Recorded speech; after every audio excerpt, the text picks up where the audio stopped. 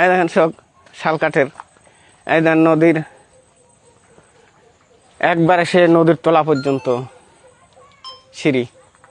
এখানে কি গোসল করতো তারা? হ্যাঁ, তারা গোসল করতো। এদের কোনো আলাদা কোনো পুকুর নাই? না, ওই একটা আসিল, বন্ধ করে দিছে, ছোট্ট একটা কুয়া ছিল। মানে এখানে গোসল করতো?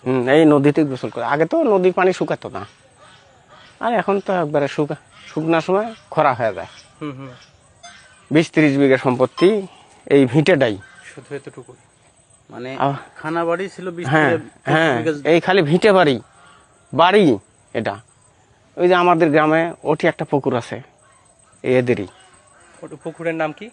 সিঙ্গারে পুকুর, আচ্ছা, বুঝছেন? ওটা আমাদের এই মসজিদের নামে। অনেকে এটা কি বলে, সিঙ্গার দালান? হ্যাঁ, সিঙ্গার দালান।